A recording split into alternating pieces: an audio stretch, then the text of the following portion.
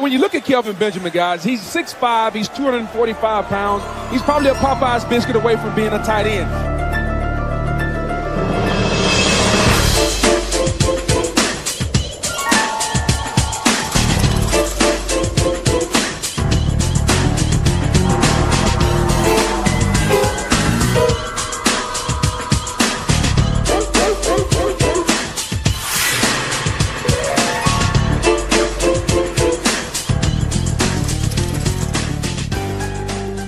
And this is the intro. This is how we open things when Andrew Parker's not around. We're wilding out. We're going crazy. No rules. No. What's the Outback saying? No rules. No. Just fun. Just fun. Damn it! I fucked it up. I think it is. Whatever. I don't know. Is it fun at Outback?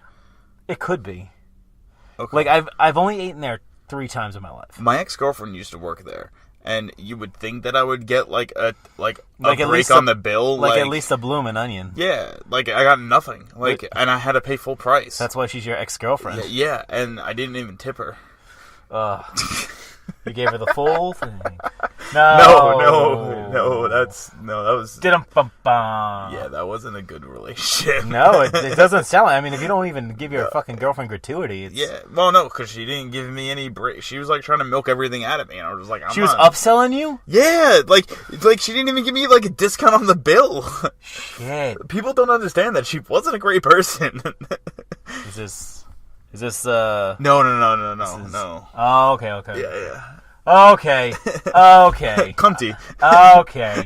I was gonna say. No. That one was a sweetheart. Yeah. I was gonna say, like, that doesn't sound like... No. That one ran its course over the course of 6 years. Yeah, that one burned bright, just like Eli Manning's career. Ooh. And when it was over, it was over. Ooh. Burn. Yeah. On who? I don't know. Dude, and do you guys even have a backup quarterback right now? Well, he's arrested. Is he? Let's get into the news, Brian. Let's get into introductions first. Oh, okay. So, you're right. Staying with you, it's me, it's Brian, and over to my right, it's Mikey. It's Mikey. What's up, guys? I'm here today. Brian's here today. Andrew, not here today. He got suckered into doing the late shift at work. The poor bastard. I'm sad for him. I'm not, because that's the shift I always work. You know what? You're not wrong. You know what? I used to work that shift as well. That's right. Yeah. So it's an interesting shift when you get used to it, but when you're not used to it, it's like the fucking worst. Mm-hmm. Yeah.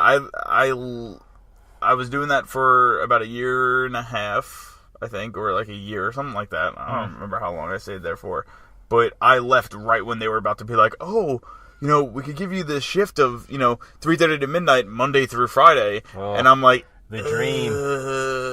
Yeah, I don't want to do that. I was like, I'm still going to be putting in my 2 weeks. I'm sorry. So a shame, because you would have been right now at 100%. Yeah, that is true, and I probably would be more money, but I'd also not be depressed. Oh, let's not talk about that nonsense. All right, let's talk about some things that matter. This was week 8, basically the middle of the season. Dallas got that week 8 bye. Dallas had a nice little bye. They had a week to get acclimated with the new acquisition. Mm-hmm. Him and Dak, I guess, hung out, got churros or something, whatever Dallas is known for. I love churros. So do I. Churros, low key, my favorite dessert. Churros are like sub treat that you don't even realize you like them. Because you never get them in the wild. You only get them at like certain places, and you're like, "Oh yeah, that's a good churro." Some places around here they fill it with cream. Oh yeah, the cream cheese, and it's pretty good. But I think my favorite churros, but you get like the icing that you could get. Oh, the vanilla dip. Like the vanilla dip, yeah. Yeah. So I originally liked that from, Annie Ann's got those pretzels, the cinnamon pretzels, dip it in that shit. Oh, yeah. But churros also work very, very well. This podcast brought to you by Aunt Annie's Pretzels. Or Churro. And Big Churro. Or Mr. Churro. It's nice enough to sponsor the podcast. The Big Churro lobby. That's really running amok in Washington. So Amari Cooper gets another week with Dak and the boys. They get a big showcase against Tennessee. Not the easiest of openings, but it could be a nice little showcase because it is a tough defense. Tennessee also coming off of a bye. also coming off a it's bye. two teams coming off of a bye. Get Mariota a little bit more healthy. Mm-hmm. Now they scored a touchdown with Derrick Henry last week, so who knows what's going on with them. What are your feelings on that? How do you feel like Dallas will be coming out of the bye since they did basically, as I said they would? Yeah, trading every week. They pretty much split every week so far. They look good, and then they look like shit, and they look good, and then they look like shit. So I've been listening to a lot of sports radio lately, and my thoughts are, I ran down my predictions for the rest of the season. I feel like this is a make or break game for us because this is where we decide how I believe our offense will run, and it feels weird to say that because I know that it could run very well and then be absolute shit the next week, like as you saw in Jacksonville and then in Washington, or at home against Jacksonville and then at Washington. So this should be a good idea as to how well we're going to do. But right now I really can't tell you because... Would you prefer if they... played every game at home for the rest of the season? Yes, I would love that, Brian. Thank you for asking. I mean, if they kind of just went, if they finish the season at 500. No, But like, yeah, I mean, like the NFC East is going to be a 10-game winner is basically going to win the division. The Eagles got a little better this week. The Redskins got a little better this week. The Giants are just packing it in. It's over. But like you got the Cowboys and the Eagles both getting wide receivers. Mm-hmm. Which wide receiver do you think is going to make the most impact in that offense? So here's the thing.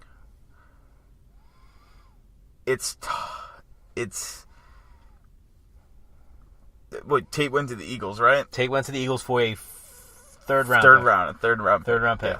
So I feel like the Eagles are more in tune with their passing game, but I also think they have a complicated system, so it might take him a few weeks to acclimate.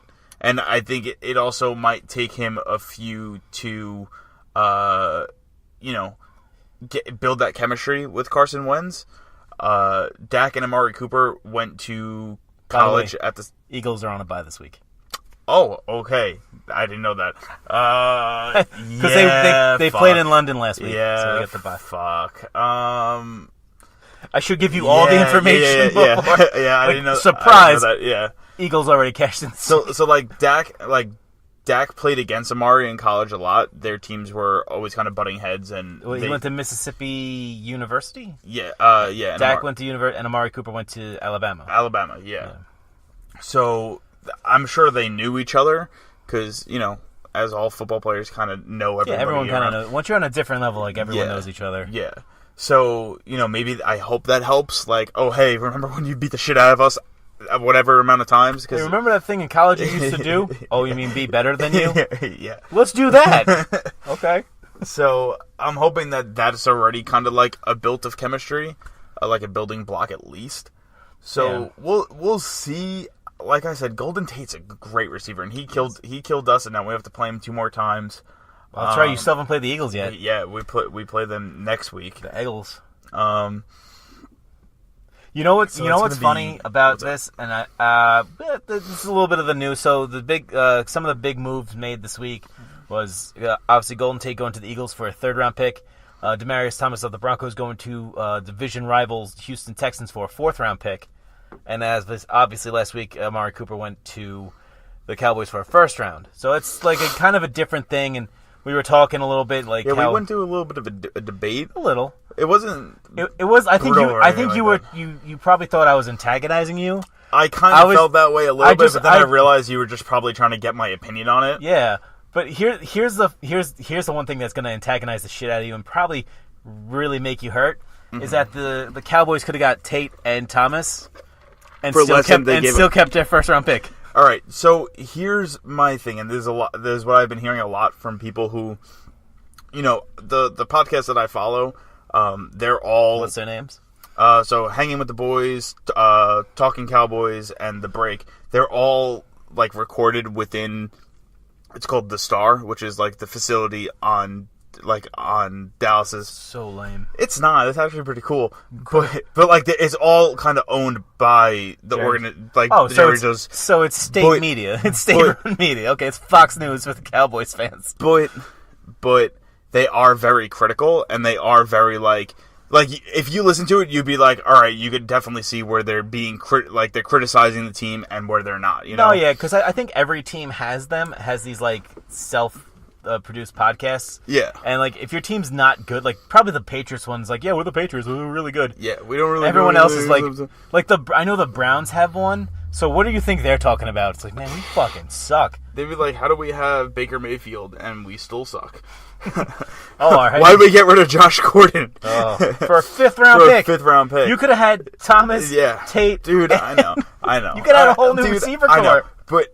But so from everything that I've kind of gathered from, that and on Reddit and, other fans' opinions and stuff. You really did the work on this. Well, yeah, I do it with everything. With Charlie doing the Pepe Sylvia thing. Yeah. So here's the thing. Amari Cooper, 24 years old. I brought this up last week. He's 6 months younger than Calvin Ridley. Golden Tate, 30 years old. Demaryius Thomas, 31 or I think he's like 30 turning 31 or 31 turning 32. One of those. Okay. Both have big contracts, also on the last year of their contracts. Uh-huh. I feel like Dallas felt like Amari Cooper is more of a long-term player. Right. Because he's got 6-7 years before he gets to that 30 mark. He's coming up to the end of his rookie contract. This is true. And I feel like by the end of this year and by next year, we'll be able to decide if we want to make him like our franchise, like our next kind of like Dez. Like where not Dez, because I know we signed Dez drafted him. We drafted him. That's what I meant. We drafted Dez. But, it's somebody that we could have in our system for a long time. You know what I mean? Well, I get it. But you know what you could also have done? Drafted a wide receiver. Yes, but I also am glad that we stuck with, we picked up Leighton Vander Esch, which is the linebacker, who played exceptionally well when Sean Lee was out. And that's kind of what we were... Or you could have drafted somebody to replace Sean Lee. Which we did. I mean another guy. Oh, another guy. So now you have... Because what do you guys play? You play a 4-3 or a 3-4? We play 4-3, I believe. 4 is up front, right? Yeah, 4 up front, and then 3... And 3 linebackers, 4 defensive... Yeah. Yes, okay, so you have... you have Gregory on right end? Gregory, then we have DeMarcus Lawrence on the other side. Okay, so strong side and weak side. Then you have... David Irving in the middle, and also... I forgot his name. And then you have the kid from Notre Dame, who everyone fucking slept on. Jalen Smith. He's a linebacker, and Vander Esch, and Sean Lee. So now Sean Lee's coming up. His contract's coming up. I think we're gonna cut him next year. And you're probably gonna cut him and get the cap money free. You could have drafted you could have had another first round pick. Maybe later in the draft, you could have had another stud linebacker, and you have your 2 cornerbacks who are okay, or you could have drafted a cornerback, and or a safety. I think how you doing on safeties? Right now I think we're kind of looking towards the end of the season free agency. Okay, which I think we have our mind set on Earl Thomas. Okay, so you're gonna get ET3. He's gonna come out, and then so you could have maybe drafted another cornerback or maybe drafted another linebacker and shore up that defense, make it real hard to beat Dallas. But our defense is exceptionally well right now. Yeah. Like, we're holding teams to under 17 points for the most part. Like, I get it. Our defense, the only reason... Because then you could spend money on the offensive side. You could sign a tight end. You could sign... There's got to be a bunch of people coming up that you could probably get. And then on the wide receiver market, I'm pretty sure there's another 2 or 3 guys you could get under a certain amount. Yeah. So it just feels like this first round pick is desperate. Mm-hmm. Well, the Redskins offered a 3rd round pick. Right. All right. So then the Eagles offered a 2nd round pick. So we said, we don't want this kid playing against us, for X amount of years. Right. So not only are we keeping it out of Philly's hands, we're also keeping it we're kind of making our draft pick, our 1st round draft pick, 6 months early. 3 years later. 3 years later, but that's 3 years. That's 4 years experience with 2 Pro Bowls under his belt. Yeah. So now, like, he knows how to play in the NFL. He's not going to be a DJ Moore who's like good but still not like. Well, that's Carolina's drafting though. They don't know how to draft properly. Well, Dallas. I feel like we've gotten lucky with a lot of our. Not lucky, but like. I'm not saying you haven't drafted well. I'm saying you drafted smart. You drafted these guys in the last 3 years that have definitely changed your team. Yeah. Like you jumped on Jalen Smith when everyone else said, nah, he's got a knee injury. I'm so glad glad we picked him up. I was so happy with that pick because you were able to see how much work he was putting into rehabbing, and you could tell he wanted to be there. Every expert said, like, there's no reason why he should have fell this far. Mm-hmm. It's like his knee's gonna heal up. Yeah, like he's gonna be good again. Yeah, that show on Amazon, the All or Nothing, they had like an episode like based kind of around him, and it really is like heartwarming to see like how much it actually means to him. Well, yeah, but like that's the thing. If you look at over the last like 2 years, I think we were at 50% wins and losses when Sean Lee wasn't playing. All the times that he was hurt, like, we lost a lot of those games while he was hurt. So I'm glad that we picked up a linebacker that's able to understand the system and is able to learn underneath him as well as play alongside of him, because eventually, I hope he retires. Sean Lee? Sean Lee. How old is he?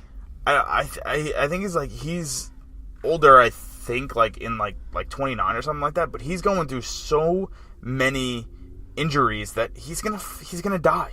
Yeah, like he's gonna get one hit, and that's gonna be the end of him. Ouch. I hate to say it, but he's 32. All right, so he's 32 years old. 17,000 concussions over the course of his career. A year younger than me, and he's talking about retirement. Yeah. So I'm glad we picked up Van Der Esch. I wish we picked up Ridley? Yes, of course. But I feel like Amari Cooper. Calvin Ridley's not doing that great right now. He had a good first early part of the season, and then it kind of then the Falcons started like being terrible. I think teams learned how to cover him better. Yeah, because I think they figured it out. That's another thing that's going to help our offense in general is if you have Amari Cooper, which everybody in the league kind of knows as an explosive receiver. That takes Zeke. That takes another guy out of the box to let Zeke be able to run again. So you'd hope. You would hope. So they were saying, Dak can't really throw, so let's just stuff the box and let them try to throw it. I mean, Dak. I think they know Dak can throw. It's just that I know that they don't want him to throw. Yeah. Not like the defenses. I think the defensive has said like let him throw, let him try to beat us in the air. It's your offense. That your offensive coordinator doesn't want him to throw. Yeah, for some fucking reason. That is the problem. He's not Mark Sanchez. He's not fucking Nathan Peterman. He's got a gun. He could fucking go in the air. It's just that you had Michael Gallup fucking break whoever's knees open like last week with that fucking stutter step, and you just that was it. That was the one fucking pass. And I feel like what was I gonna say? I don't know, but make it quick. We've almost talked about 20 minutes on the Cowboys. All right, I apologize. I am done with them. Yeah, but like that's the whole thing. That was a hot debate. The whole free agent draft of did Dallas give too much? And I was like, did they overpay? Like, yeah, but we also like had our reasons, and I kind of trust where they're going with it. Yeah, it's not like they haven't won a Super Bowl in 20-some odd years. Yeah, our offensive line needs a little bit of work, and we as the news broke, we fired our offensive line coach. So, and we brought back one of the reasons why Jason Garrett was at the LA game is because he also signed the contract for the old offensive line coach who was with our team back in like 2003 and 4, who was like one of the best offensive line coaches. We signed him on as like an advisor to the new offensive line coach. Yikes. Yeah, so everybody was giving him shit going to the Dodgers game during the bye week. Why? Yeah, I don't get that. I 100% agree. It's not the fucking playoffs. Exactly, and if it was anybody else, I would have been like, all right, so what? Who gives a shit? I saw New York Ranger players going to New York Knicks games. Like, I don't care. Yeah, you see that shit all the time. Yeah. A lot of Mets go to the Knicks games. A lot of Matt Harvey would go to the Rangers games all the time. It'd be weird if they went to like Yankee games. Yeah, Matt Harvey did that. And you know where he is? He's not in fucking New York anymore. Where is he now? He's a free agent. Ooh, I'll sign him. To the Yankees? Yeah, why not? Because, you need good pitching. No. All right, that's true. All right, so let's get out of Dallas. Dallas has a nice little game that should be very interesting. Who knows? It may be my game to watch this week. Maybe. Let's talk about the Giants and the Redskins. Apparently, the Giants must have pissed Adrian Peterson off or something, because he looks like it. Murdered them.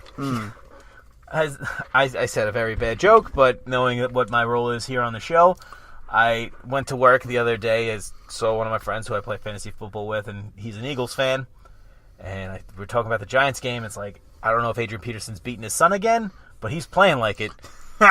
Like, he's fucking just killing it. Like, I don't know what the fuck happened. Well, could it have anything to do with you guys getting rid of your best pest? Run defender, and also being 1-8. Yeah, like whatever. You think like getting rid of Snacks kind of influenced him playing well? I think he would have fucking ran over Snacks too. He's really good. I saw the they must put him in like some sort of like hyperbolic chamber after every game. He still looks fucking like ripped. He's jacked out of his mind. Yeah. And all the power to him, but ouch. Stop running over the fucking Giants. And Eli Manning didn't have a great game. He threw for he was Stone Cold Steve Austin, threw for 316 yards. Ooh. 1 TD and 2 INTs. Shaq who's his TD to? His TD was to Evan Ingram. Okay. Odell got 8 catches and 136 yards, which means for a lot of young Giants fans means not enough. Yeah, I don't know. Because you got to keep on throwing it to Odell. What the fuck? Odell. He's Odell. He's just everywhere. I feel like they're not going to be happy until he has like a 350-yard game. It's like they just want him to run up and down the field. 150 yards receiving, 150 passing. They want him to do everything. They want him 150 yards running. Let's see who else. It was a weird game. Shaq Barkley also had nine receptions. He's like all-purpose yards over another 100-yard game. This is more fuel to the Eli Manning should retire fire. I mentioned it a lot on the Twitter, saying a lot of it's all the same shit every week. It's the Giants' offensive line. It's the Eli Manning being old and can't win. It's all the same. It's a cycle. It's just people. My favorite thing was like watching a lot of like Giants Twitters. Just kill Eli Manning. Just kill him all week. And then he did an interview with Mike Francesa, and he said, "Yeah, I know the end is near, and I know I can't, and it's tough for me to like win games as it was compared to the early part of the season." And a lot of the same people were like, "Oh man, that's really hard to hear from Eli." Yeah, it's like you've been saying it all fucking week. This shouldn't be a surprise. Majority of the Giant fans are just flip-flopping all over the place, and I see it on Twitter every single week. This is why I feel like I'm such an old fan, even though I'm still technically a millennial because I was born within the time frame. There's different generations. Yeah, I've been going to games since I was 8, and I stopped going to games when I was 23. So that's 15 years of going to games. Mm-hmm. 15 years of being like sitting with old Giant fans and hearing stories of when this quarterback was growing up and then they won, and then this quarterback was da-da-da-da-da. So it's like, all right, I know, I see this, I've seen it. I've seen it happen a couple of times. I've seen it from like fucking, Phil Simms wait around to Kerry Collins and wait around to Kurt Warner and then Eli Manning. Mm-hmm. So like, it's over. It's final. So here's my thought process on that. Okay. All right, we live in New York, and New York's a very like, you have the Yankees who win, like when they win in like pretty much like in rows. They win, and they won in 97, 98, 99, 2000. They didn't win. They didn't win in 2000. They didn't. They lost in 2001. That's right. I don't think they won in 97. I don't remember. Either way, no, the Braves did. The Braves did, yeah. So either way, they won a lot. The Giants won. No, I'm sorry, the Marlins won. 97. It was Braves won in 96. 95. Right? 95. So and the Yankees won in 96. Yankees Marlins, on the 6. Marlins, then the Yankees up until 2000. Strange flex, man. Yeah. That's a weird flex. Why are you doing that to me? I apologize. Different sports. So, and then, the Giants won 2 in, 5 years? 2007 and 2011. Yeah. So 2 and 5 years, and then right now we're at that point with like the Patriots where they've won 5 throughout like a lifetime. People need to realize that teams like that doesn't normally happen in sports. No. Like so for like you guys won 2 and 5 years, like that should be enough to hold you off for a little while. Like not you specifically, but other fans, like you guys won already. You had your time on top twice. I think the thing is every time the Giants put out a team, they always go like, "Oh, we're Super Bowl contenders now." They signed Brandon Marshall last year, and they're like, "Oh, we're Super Bowl contenders now." It's like, no, we're not. No, you guys are still the Browns. We're still. It's like if you can't see that it's been rebuilding for 3 years and they've not done it properly, you're not really paying attention. And it looks like now they're trying to do it properly. They're fucking 7 weeks too late. Yeah, so because it also goes to my theory that they've been trying to make Eli retire. Mm-hmm. Like Gettleman and Shermer came in knowing the fact that Eli. They said because they quoted one game. They quoted one game last year. Both of them. It's the Eagles game or whatever. Everyone keeps on saying for what, 300 yards or 400 yards. Yeah, he throws for fucking 400 yards every week now. Whatever it was. But they keep on saying like, oh, he's good, he's doing it, whatever, and then it's like. But they don't really address everything around him. Mm-hmm. So I think they picked all the people. They have a couple things in place, like they have a tight end in place. They have a 2 good wide receivers, Shep and Odell. Yeah. You now have a running back. You could the big thing is like you saw how everyone fucking went wild over Eli getting benched, and you're like, all right, well, obviously now we got to handle this pretty lightly. Mm-hmm. I know there was one guy, who went in to be interviewed for the job and said that Eli's the 5th best quarterback in the NFC East. Yeah, behind Nick Foles. Behind everybody. It's like, yeah. And then that guy did not get the job. Mm-hmm. So they knew that.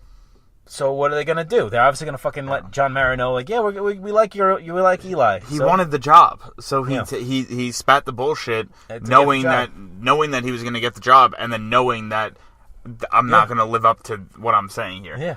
Here's a question for you, because I don't really like 2011. I remember, but like 2007, I don't really remember. Right.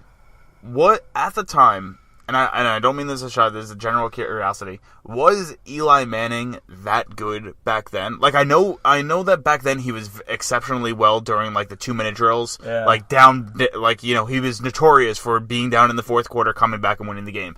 Was he considered like an elite quarterback back then? No. Or it was pretty much just the team got hot. The defense was really good. All right. So going into the 2007 playoffs, they caught a very easy break. They started off in Tampa Bay, which Tampa Bay got there because it was a weak NFC South.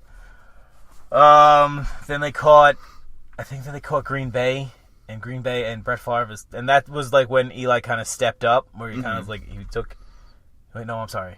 2007. I got it confused. So when Tampa Bay, Dallas, and then Green Bay, that was our road in. Mm-hmm. The reason why we beat Dallas is because that game was a fucking nail biter. A lot of Tony Romo mistakes, and also we played them. This is the 3rd time we played them in a year. Yeah. And Dallas didn't make any adjustments. The Giants made adjustments. Yeah, I remember that. Because R.W. McQuarters found the fucking back of the end zone because they knew like he'll go to T.O. in the end zone. Yeah. So this is where he's gonna go. Then we played Green Bay, and that was a fucking like slobber knocker where because we had our 3 different running backs, we were able to just pound the line with Brandon Jacobs and then Derek Ward and Ahmad Bradshaw. Like you would just kind of rotate them in and just have them like rest for a second. And Eli never lost us those games. Mm-hmm. And when he started asking to be called elite, that's when you kind of saw him like, all right, he had like a good couple of years, and then he. Yeah, like Eli Manning, I respect who he is and stuff like that, and I obviously acknowledge the fact that he has 2 Super Bowl wins, but I will never be able to put him on the same level as his brother, Aaron Rodgers. Well, that's different. He's a different kind of quarterback than those guys. Mm-hmm. Aaron Rodgers has all like these tools that Eli never has. He's gifted athletically. He could run. He could fucking throw. He could throw on the run. He could throw backwards. He could throw through the fucking tunnel around the stadium. Whatever he can do. Peyton Manning because he controlled the entire team, and at not one point during Eli's run as a Giant you go like, oh, it's his team. It's his team. It's the coaches. The coaches are calling this. Like because what was the old joke with Peyton Manning? Like, oh, if he has an offensive coordinator, it's got to be the easiest job in the world. Oh yeah, because he doesn't have to do anything. Yeah, like don't worry, like I'll do it. Like, yeah. I think he was his own offensive coordinator. Exactly. Yeah, because there's a placeholder because they needed somebody. But like what Eli did is that he was unflappable. That's his calling card. Is that you can't shake him, no matter how hard you hit him. He's still gonna have the same fucking look on his face, and he's gonna have the same fucking mentality. You drop the ball 8 times on him, he won't yell at you. But when he puts that ball in your hands in the fourth quarter, you're catching that ball. Yeah. I'm just thinking of that scene from Happy Gilmore where he needs a caddy and he never brought one, so he has to go to the guy washing the homeless guy in the parking lot washing the windshields. Yep. Like that's what Peyton Manning did. He was like, "Oh, I need an offensive coordinator," and he just grabbed the janitor. Yeah, not one good offensive coordinator came out of that Tony Dungy tree. So whatever. The Giants, they traded off. I thought they were going to trade off Jack Rabbit. They didn't. Oh well. Jack Rabbit being Janoris Jenkins. They have a couple of guys that are going to get off the books this year. They really solidified the back end of their draft. Mm-hmm. Whatever. Thankfully, they're on a bye this week. I don't really care. I don't need to see it. They're a team. They're a team. They posted Kyle Ouelleta's bail. Oh, did they? Probably. Oh man, that was a whole situation too. Yeah, Kyle Ouelleta he was a traffic stop or something. Mm-hmm. I think Andrew was the one that said it, and I'm paraphrasing here, but apparently, like, he was at a traffic stop and got into an altercation with the cop, and then tried to run over the cop or try to like get away and like almost hit the cop. Or something like that. I'm paraphrasing. This is all alleged. I don't know. That's ridiculous. If that's the case, that's ridiculous. Yeah, cut that kid then. He doesn't deserve to be in the NFL if that's the case. I don't care. Like, you want to... Don't try to, like justify that. Like, because that's stupid. Because, we all get fucking stuck in traffic. We all get fucking stopped by the cops to be like, fucking do this and that. Like, just hang out. Just wait, and then you got something?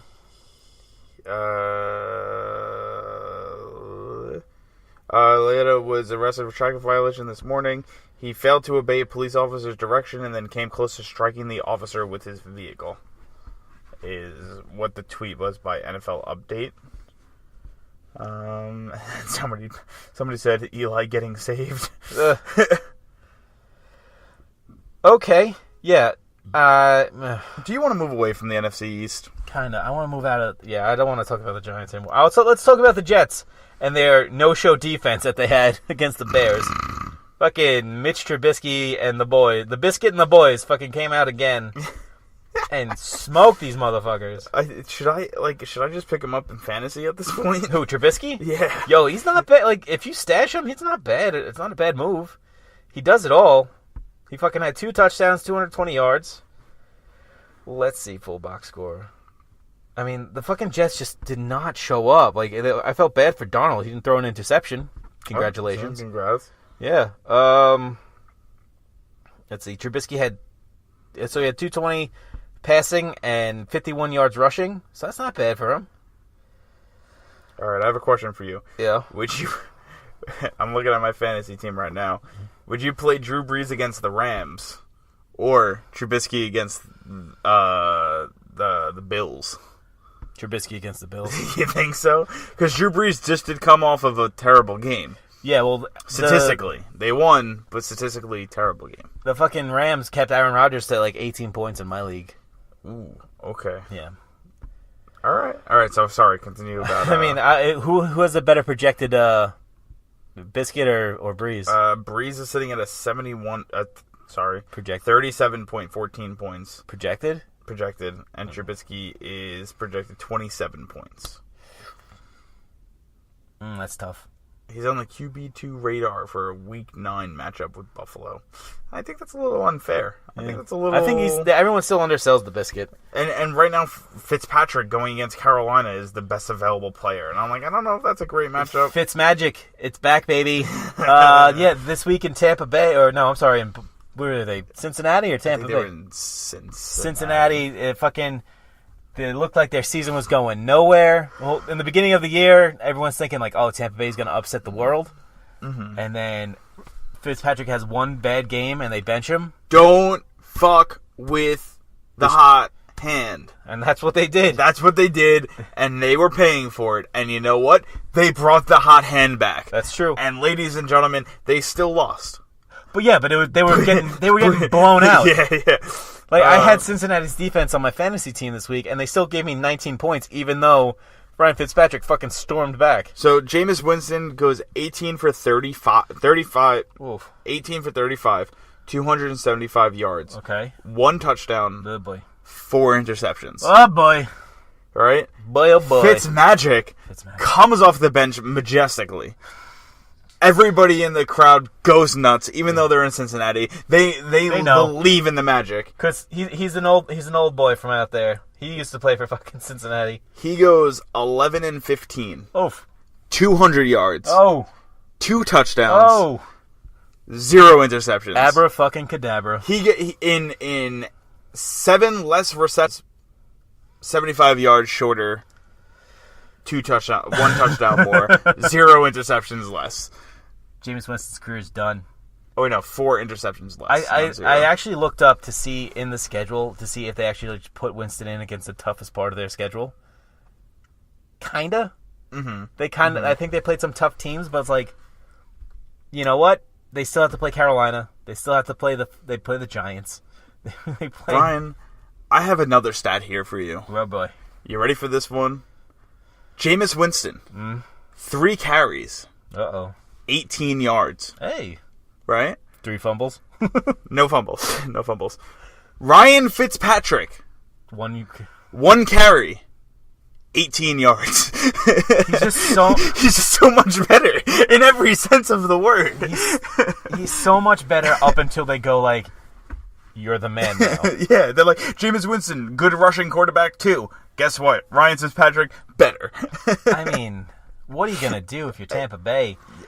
You're starting Fitzpatrick this week. You have to start him. Hands down, have to probably also cut Jameis Winston, also a douchebag. Obviously. I mean, he is a douchebag. But would you try trading? Does he have any value? Would you trade him before the draft? I'm sure the Bills would be happy. But no, they have Josh Allen. Isn't he hurt for the... Oh, yeah. This would have been a good trade deadline. Like, this would be like a good filler. But I think even the Bills are tanking too now, aren't they? Oh, yeah, they're tanking as well. Yeah. So, you know what? Who could use them? I don't know. Put him underneath Matthew Stafford in Detroit. Yeah. Stafford could teach him how to be like a leader and somebody that you could rely on. Because right now you can't. You can't rely on Jameis Winston. You can't rely on him. He had a reputation of being besides a complete asshole, but like a good teammate. Yeah. And I think everything kind of the team opinion changed after he tried to eat that W. Yeah. It's like after that, everyone's like, this guy's a fucking idiot. This guy's a fucking whack job. He's just eating them W's, but actually, like he said, he's sucking on an L. So, I don't know, man. It's an interesting. It's going to be an interesting thing for Tampa Bay because they're still technically in it. Mm-hmm. But we'll see for how much longer. Yeah.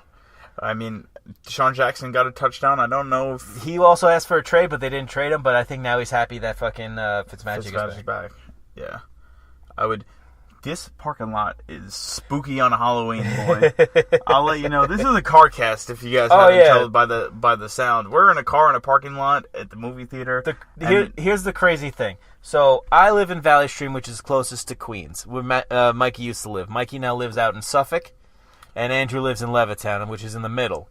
So Mikey was further out in Suffolk. I was actually a little bit closer. A little bit closer. I was like 10 minutes closer. 10 minutes. So we're like, oh, where's in the middle of this? It's like, it's actually just right across the street from Andrew's Yeah, house. it's just like, let's just go to Andrew's. Like, so I said, let's go to the Levittown movie theater. And you said, Andrew's house. And I was like, okay, I'll go to Andrew's house. So I went to Andrew's house, and you're like, I'm here. And I'm like, well, that's a lie, because I'm here and you're not here. Yeah. And you're like, oh, I'm at the movie theater. I'm like, you told me to go to Andrew's house. Just sit outside Andrew's house and wait for him to come home. I was like, what the fuck is going on, man? Oh, Jesus.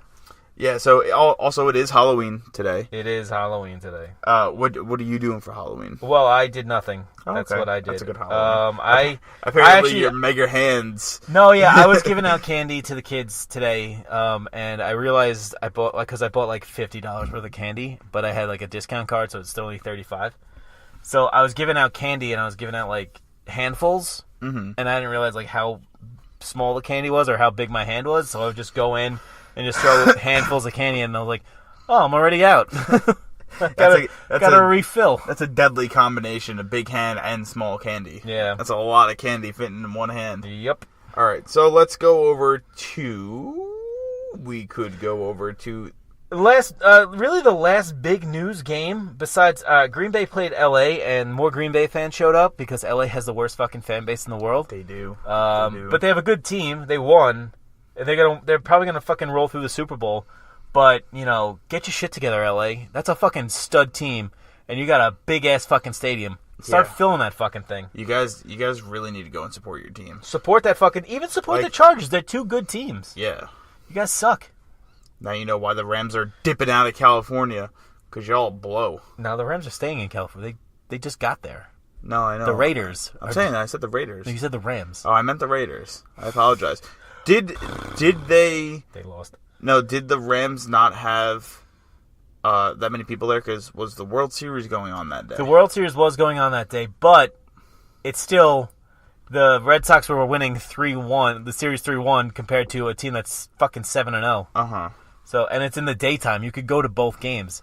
Philadelphia had that thing when they had Eagles and the Phillies in the World Series. Baltimore had the same thing. Oh, no, wait. Yeah, they had a game, I think, randomly. Who else? There was another team, Kansas City. They had the World Series and the fucking Chiefs. And they're right next to each other. This is true. There was I'm going to look it up, but wasn't there something where for the first time there was... Oh, they had they had like every team playing... They had the LA had like the sports fucking quadrangle or whatever. Yeah, they had the sports cycle. They had the Lakers, the Clippers, they had the Lakers, the Kings, the Dodgers, and the Rams all playing at one time. All within like 2 miles of each other or something, or like 5 miles of each other. Yeah. It's pretty cool. Pretty cool, especially because this is the second time this year is the second time in history where there was one game from each major sport playing at the same time. Yeah. So that's pretty cool that they also knocked that out of the park locally. Yeah. Less newsworthy game, I guess we could say this week, is the Pittsburgh Steelers and the Cleveland Browns. Only reason why this is newsworthy is Hugh Jackson and Todd Haley finally get the fucking boot. Out. Do you want to know the funniest part about this boot? What's that? Hugh Jackson got fired for trying to fire Haley. He was on his way to fire Todd Haley. Haley and got fired beforehand, and then within hours, Todd Haley also got fired. So why wouldn't you just call him into the room at the same time? Yeah, or why don't you let Hugh Jackson fire Todd Haley so you don't get the heat for it? It's the Browns. Yeah, but I know. I think it was. You don't look like the asshole if you let somebody else do the dirty work and then you do the dirty work to him. Well, no. I think the thing is Hugh Jackson did not like Todd Haley at all. Like you could see that in Hard Knocks. You could see it everywhere. Yeah. They did not get along. Todd Haley is a real abrasive personality. He's been since he fucking started. But and I know that the owner of the Browns loves Hugh Jackson. That's why he let him stick around longer than anybody else. Mm-hmm. So, the fact that he had to fire Hugh Jackson, and then he's I think he was just, he fired Todd Haley because he was upset. Yeah, probably. Yeah. But you know what? Fuck Todd Haley. Yeah. You have a fucking stud quarterback. You have a team they spent fucking money on. They did. Now they went out and got Jarvis Landry. and that's not a that's not a no schlub. Yeah, that's not a cheap buy there. Like No, he signed like a 4-year, $80 million contract. Yeah.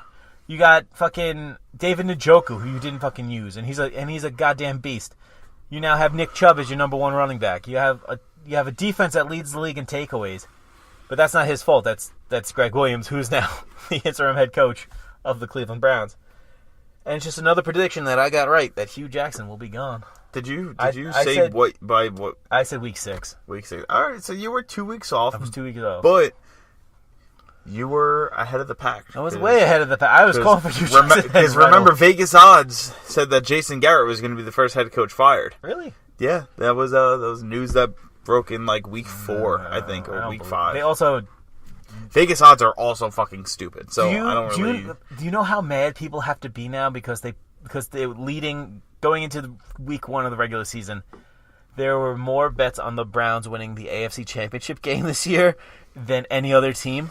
Those people just pissed their money away. Yeah, but what if they won? Well, they got to start winning now. I don't know if Greg Williams is going to lead the pack. He's like, hey, Baker, why don't you tackle that guy? It's like, well, I'm a quarterback. Oh, you don't tackle? What if I paid you guys extra to tackle harder? Yeah. Greg Williams, Bounty Gate. Don't forget. Never forget. Yeah, so Browns suck. Giants suck. Cowboys are on the bye. Jets suck. But while we were on the subject, very unfortunate what happened in Pittsburgh over the weekend. I even hate to bring it up because it's so fucking terrible. Yeah. But, we did it over Jacksonville, so of course we should bring it up now. There was another shooting somewhere else, too, that weekend. Was there? I think in Alabama, but... yeah, so some fucking scumbag went into a synagogue, fucking killed 11 people, hurt a bunch more. It's a fucking scumbag. A lot of love being shown around sports. It's I know a lot of hockey play. I think the Penguins dedicated a patch on their jersey this year now, and the Steelers are also doing it this upcoming week. Yes, probably for the remainder of the season. It's just a fucking terrible thing that this happens every year. That like last year was Florida, and it just gets worse and worse because when you look at the list of all the people that were there and like the people that passed away, it's like a Holocaust survivor, like doctors, accountants, lawyers, like all these like upstanding citizens. Yeah, each shooting that happens, it's harder to take in because it's always because it's.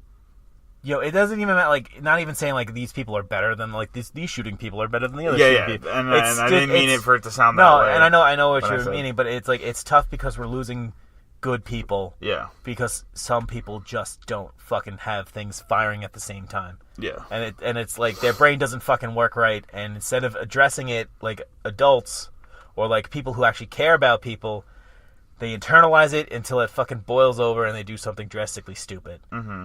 So, fuck that guy. Yeah.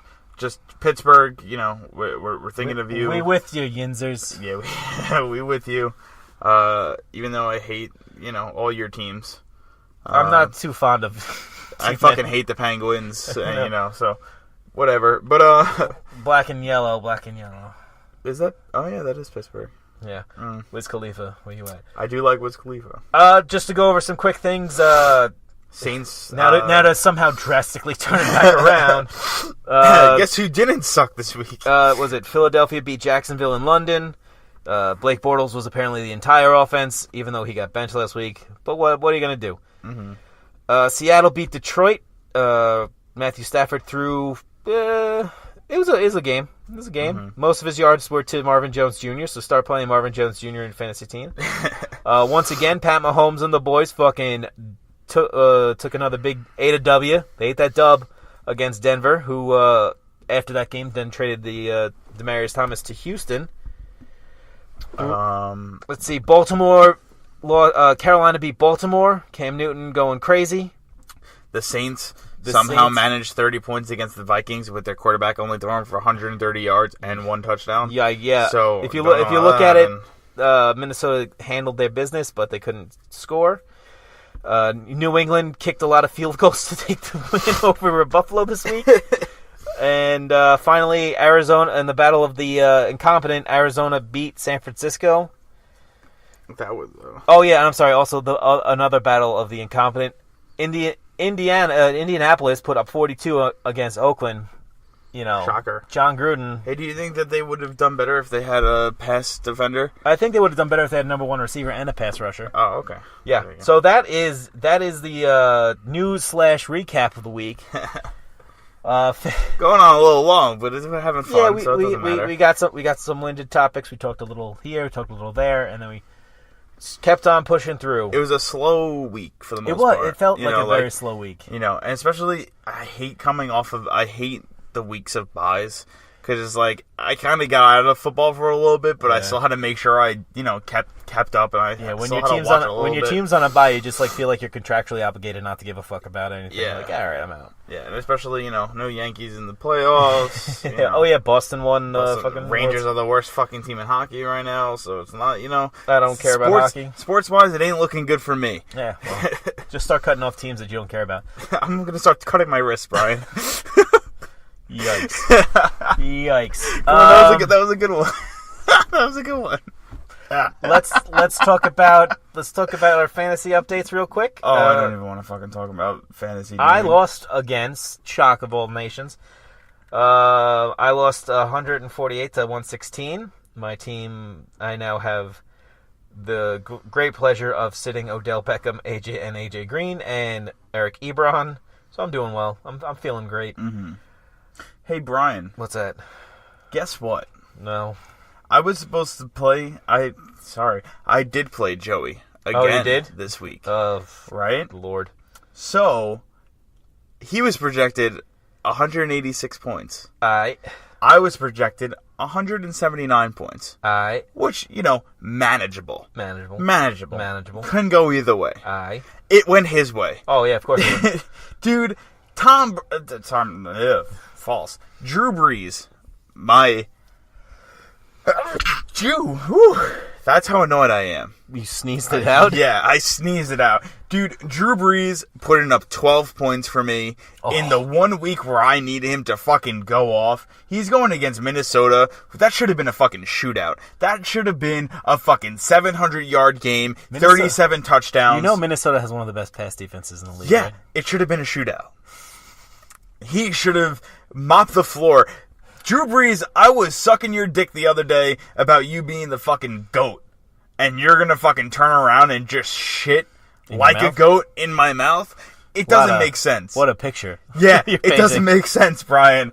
I lost 160 to 191. He only went 4 points over his projected stats. But, hey, you know what? Guess what? If he would have put up, 30 more points, that would have been pretty great. And it probably would have prevented Kamara from putting up 26 points. I think Joey had an answer to every one of your Dude, Patrick Mahomes and Kareem Hunt together is unfair, and it bothers me even more because Tyreek Hill, 10 points. Where the fuck you at, Tyreek Hill? How are you gonna let your team go up 30 points So Mikey didn't have a good week. No, I didn't. And now he might be out this next week. Because a groin strain. Whatever the fuck you did to do that, Tyreek Hill. Probably running. That's probably why. That's probably why he didn't produce, because he probably strained his groin during the game. You're not wrong. No. But don't tell me I'm wrong, bud. You're not right. But this should be a good bounce back week. I'm projected to win by 20 points, so... I'm going to lose again. I don't care. I'm done. I paid off my money, so I'm fucking done. I wish I could... I want to trade off every one of my good players just for, shitty players. But, I know for a fact the commissioner will not allow it. All right. So let's go to the... I guess that's pretty much how many of your other teams did you do? I lost in every single one of my leagues. Yeah, it wasn't good. Let's see.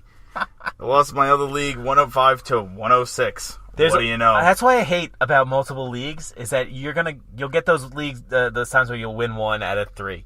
You'll get the times where you'll win 2 out of 3. Or maybe you might be like really hot and be like, What was the Monday night game? Monday night was, I think that was, oh shit, why don't I remember? It was New England. Was New England Buffalo? New England Buffalo, yeah. All right. You want to know something? I should have lost by a little bit more because he had Tom Brady going. Yeah. Tom Brady only put up 13 points. Probably should have put up 30 points, but, I still almost won that game. Gostkowski almost won me that game.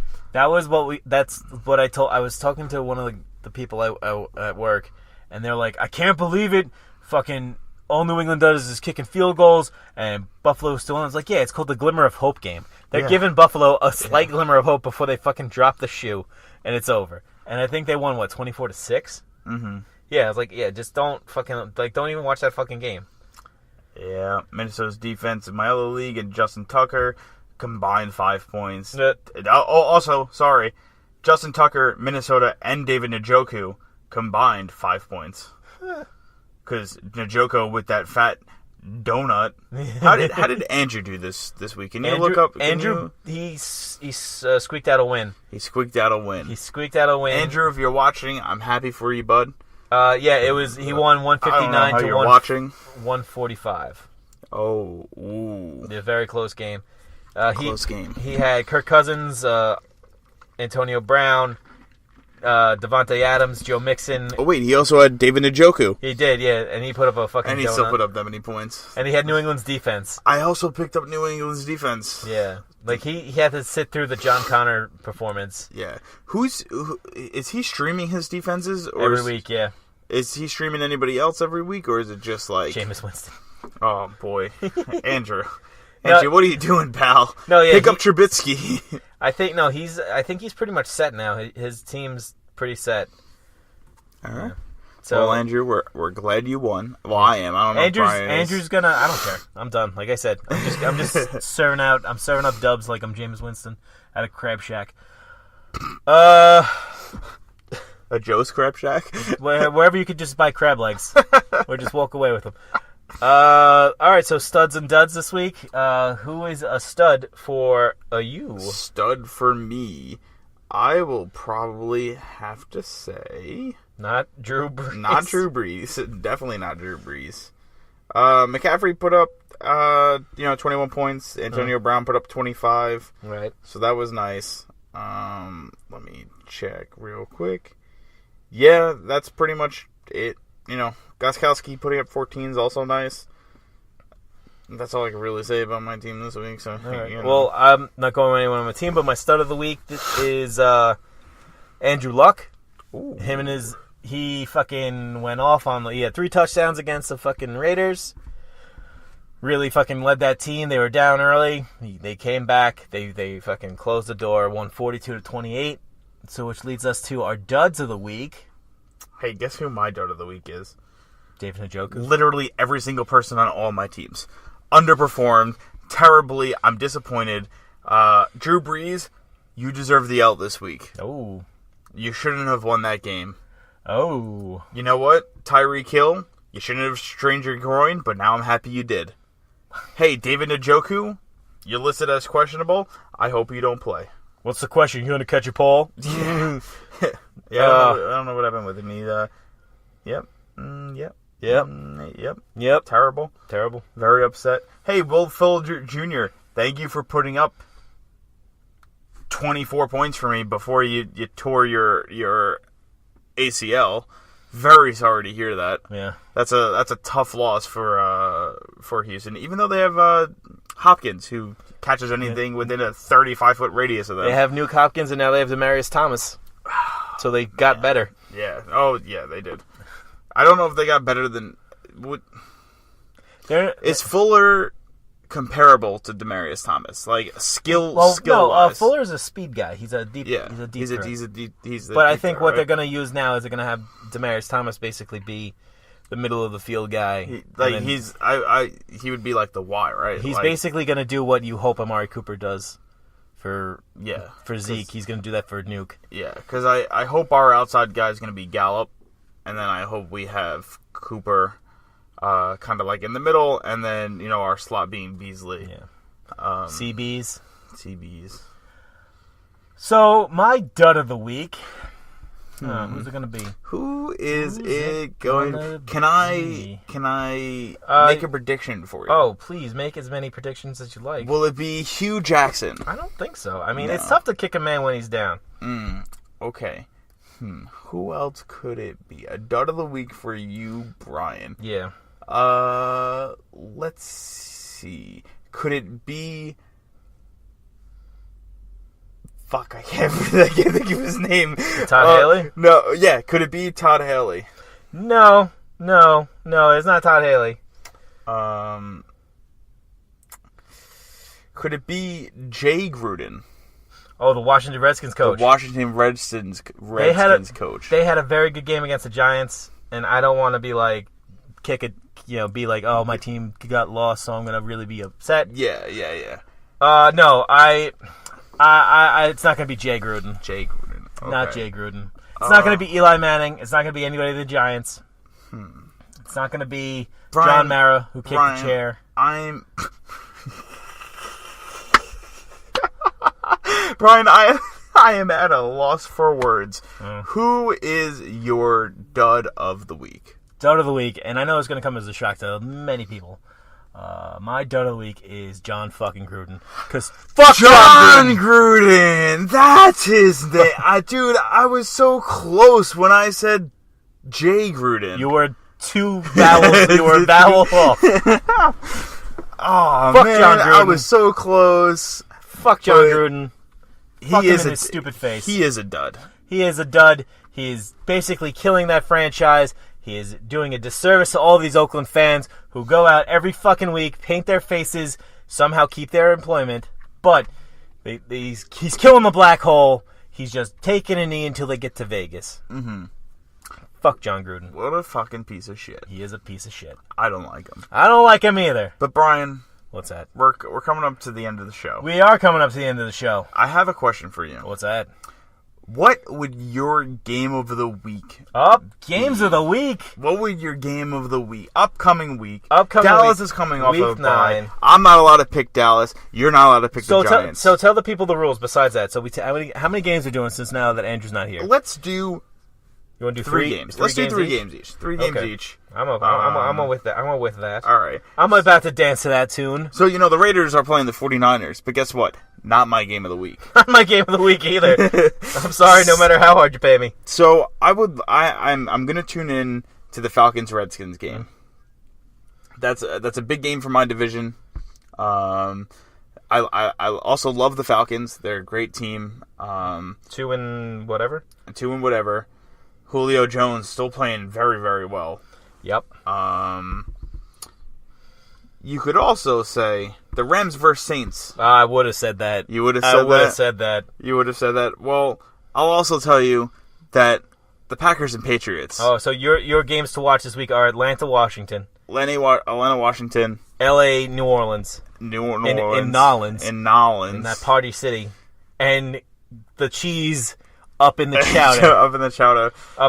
Green Bay up in New England. Some cheesy chowder. Some cheese. That's Sunday night. Collinsworth and Michaels, baby. Dude, what's he gonna do without saying RPO for 4 hours? I'm not gonna lie to you. I'm about to get fucking. I fully turned towards you now. Shift. You know the scene from Good Will Hunting, the infamous scene. How you like them apples? All right, the second infamous scene. Ben Affleck saying retainer when he's like talking to the group. Oh, no. All right. No. So, sorry. The third most popular scene from that movie. Robin Williams saying it's not your fault. All right. The fourth. You got me. I'm just going to keep going. Yeah, don't do it. No, you know when they're talking about the 86 World Series and Robin Williams said his wife farts in bed. Yeah. Yeah, so that part. No. So when Ben Affleck they're at the construction site. Oh, and he's talking to him, he's like, bro, like, if you're still here, like the best part of my day is when I come up to your door and that 10 seconds before you come to the door, that's my best best part of my day, because I always hope that you never answer and you just don't say goodbye and you just leave. Yeah, that's the worst. Every single Sunday. You say that about Green Bay? No. Al Michaels is on my screen. And I'm like, I love it. Al Michaels, diehard Ranger fan. I'm a diehard Ranger fan. Listen to him almost every game. Miracle on Ice, 1980s. Miracle on Ice. Dude, this guy can piss magic, and I drink it all up. He was the only broadcaster to ever be traded for Disney property. Yeah. Incredible. The guy's a gem. Google it. Yeah. Everybody Google it. It's fucking true. interesting. Oh, yeah, very interesting. Every single week, I know that he's going to turn to his right, and some fucking doofus is going to slide on screen. And he slides. He has a fucking rolly chair that he slides in next to. He has the RPO of chairs. He has the RPO of chairs. Dude, every single week. And I was watching the Dallas game with my girlfriend a couple weeks ago, and I said... Another strange flex, bro. Another strange flex, sorry. But I said, look at the TV right now. You see how majestic this man is? And she's like, yeah. I was like, watch in 5 seconds. Some fucking idiot is going to swing onto screen, and it's going to ruin everything. And then you broke up with your girlfriend. No, absolutely not.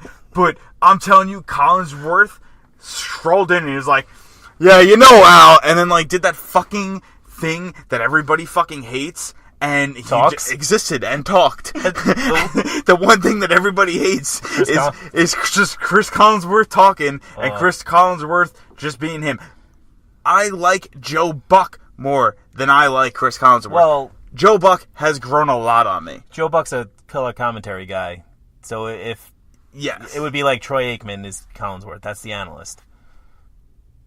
So you need your play-by-play guy, which is Al Michael, Joe Buck, Kevin Burkhardt, all those guys, and then you have your former player. You're not wrong, but hearing their voice. Yeah, I know I'm not wrong. I know. Come on. All right, I'm sorry. All right, so hearing their voice, I apologize. Joe Buck has grown on me. Guy. I like Joe Buck. Solid guy. As he's a very anti-Yankee. No, he's not. He is. He's a national... he hates the Yankees. No, he is a national broadcaster. Still also hates the Yankees. Everybody fucking hates the Yankees. All right. Well, you know what? When you're watching the 2009 World Series and you could tell he's upset that the Yankees just won, yeah, you wouldn't like him too if it was for the Mets. Anywho, Chris Collinsworth, piece of shit. Brian, what are your games to watch? And I know that I asked you what games to watch. This is like really hard to follow. Dude, I'm so out of it tonight. I drank an energy drink. I just got back from a concert. I'm shot. I'm dressed up as fucking Fulton Reed from the Mighty Ducks. My man over here committed to the bit. I got the bandana still on, even though the party ended a long time ago. I would loosen that bandana up, let your brain breathe. It should. I'm also still a little sick, and this car is hot. So there's a lot of shit going on in my life right now, and I'm fucking wired. Okay. So tell me, what are your games to watch? My 3 games to watch. That were not my 3 games to watch. That were not your 3 games to watch. Okay. So my first game is Pittsburgh-Baltimore. Pittsburgh, all right, that's an a AFC solid North game. Classic rivalry. Always, black and always blue. good games. You know, they're going to beat each other up. Terrell Suggs I think he's still playing. Or not, I don't know. Didn't they play each other for, like, when the Ravens won the Super Bowl? Didn't they play Pittsburgh to, like, knock Pittsburgh out of contention? And then didn't that happen with the Steelers? Didn't they knock out the Ravens like it? So this is always... It's a classic rivalry. Flacco and Roethlisberger do a lot of things together. Except Ben Roethlisberger does something else on his own. This is true. Consent is not always involved. No, it's not. Them.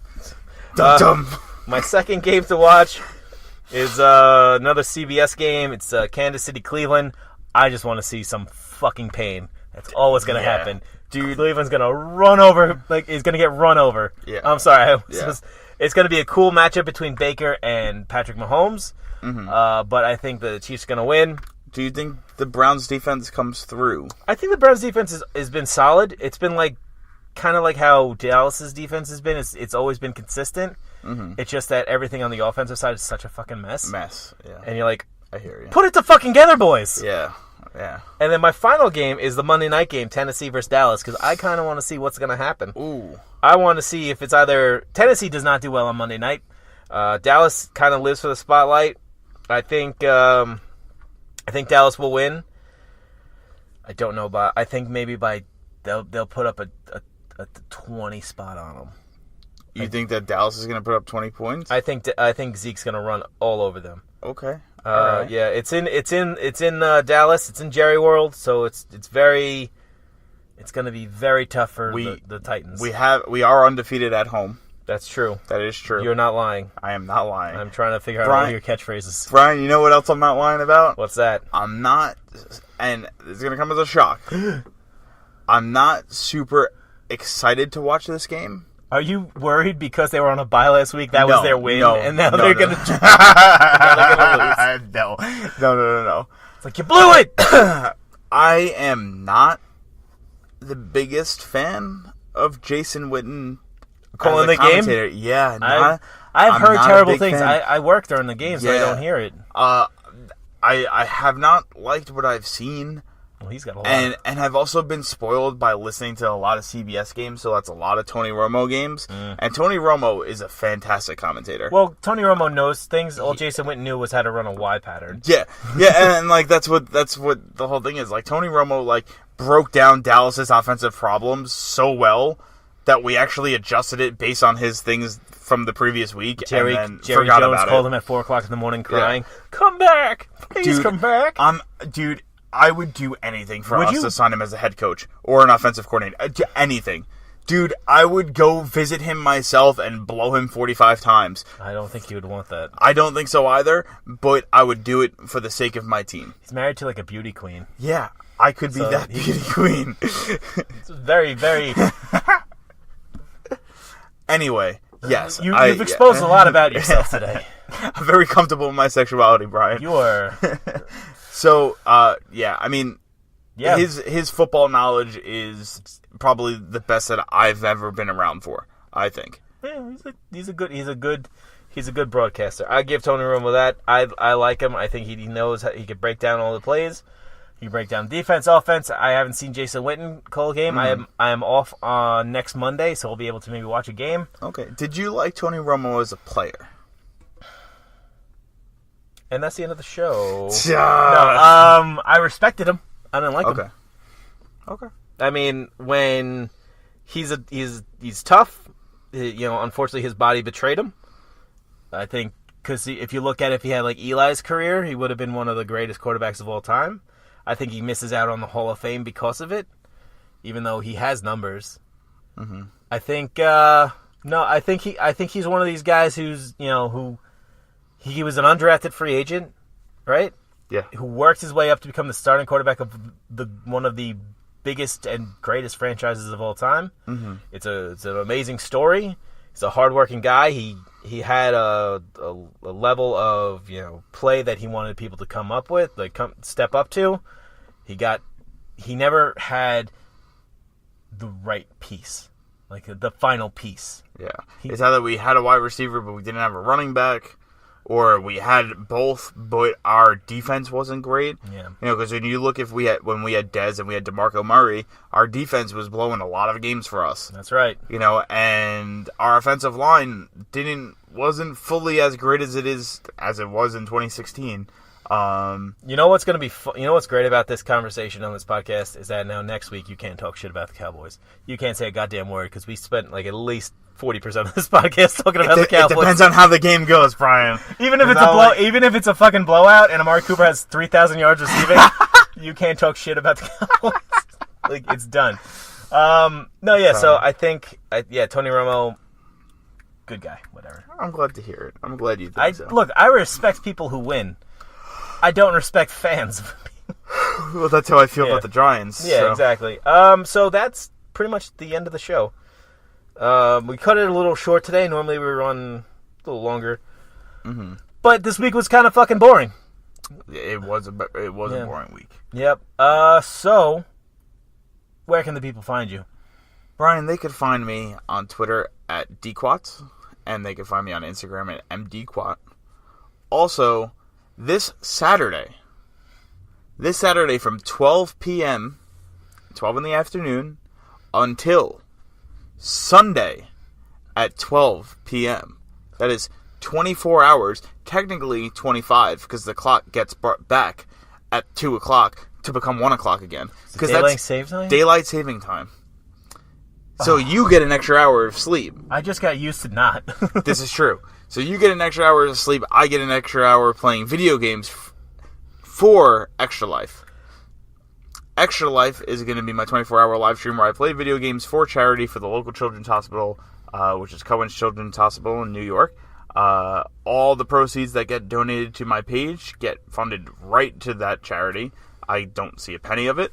You can find me on Twitch at twitch.tv/dquat.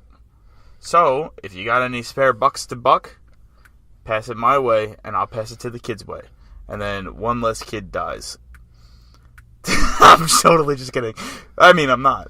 I mean, we're helping. That was really wrong. Andrew, cut this. No. They're in the hospital. It goes. It not only goes to research, but it also goes to benefiting what's it? the hospital. It's been put on by Twitch itself. This Extra Life thing. No, it's not put on by Twitch, but they work with Twitch. Okay, so like you'll go. Extra Life is the company that puts it on. That's the thing. It's the nonprofit they have been doing this for the past, I think, 5 years. More? I think 5 or 6 years. 5 or 6 years. They've raised a ton of money for a ton of different charities. It's a really great cause because you could go any which way. It's not for one thing. Mikey's been doing it for... this will be my 4th year. Mikey's been doing it for his 4th year. He works really hard to get it done. He's a sleepy boy, so the fact that he he stays up that long to play video games for you, not for him. Yeah. He would rather if you could pay him, he would take a nap on camera. Dude, I would do that in a heartbeat. Dude, I would sleep for people for money. How great would that be? It's called prostitution. But he really works hard. So if you could take a look at it, if you could maybe take if you donate anything, you don't have to donate $100. You could donate $1. You could donate any amount of money. Any amount, even if I don't make my goal, which I hope to. You could always say hi to him on Twitch. There's that little talkie button on it. If you do go there, I will try to get out there. Maybe. Yeah. I don't know. Yeah. Maybe if you want to do a little something. Maybe. If you want to play a little something, up to you. I just finished Spider-Man, so I'm good with video games for the next 3 years. So please check out. We'll throw up the mad links all day. Thank you very much. And anything else you want to say? Actually, no. No. I know. I don't want to do that. One thing at a time. One thing at a time. This one's far more important. I set my goal for $300. It's very low. It's very modest. I already raised $100. Very modest goal. So I'm getting close, guys. How long does it run until? To December, right? Well, pretty much, up until December. So you don't have to donate now, but you got to donate. Thank you. So actually, if I hit my goal, I'll be $100 over $1,000 total donated over my 4 years. There you go. And that's something that makes me very, very proud. And I really, really want to hit that. So any help is appreciated. Yep. And I appreciate anybody sharing my link or anything that I can do to get the eyes viewing at my page. Get the eyes out there. Bryan, I'll also give you the link so you could share that link to my page as well. Oh, see? Yeah. Bryan is a great cousin and a great co-host. Yeah. Well, I'm the producer on these things, so I should know. And you could find me at Movie Mayhem Pod on Instagram at Movie Mayhem Podcast. This week we are doing a movie that came out 10 years ago this year. Ooh. It is a big one. Ooh. And a surprise that we haven't done it. Ooh. Not going to announce it here. Oh. But I will announce it on my Instagram page and on Twitter. Do I know the movie? Yeah, I showed you the video. I don't remember the video, so... The one I just showed you yesterday? Yeah, I don't remember. Well, I'll tell him off camera. Yeah. Oh, actually off camera, off screen. You know what? Let me tell you this right now. Also, I'm sorry, you can find Andrew Parker at ParksXCore on Twitter. I don't think he's doing any Twitching right now because he's too busy playing Red Dead Redemption. Oh, I want it so badly. Yeah, I don't have time for that shit. So the movie we're going to be doing this week is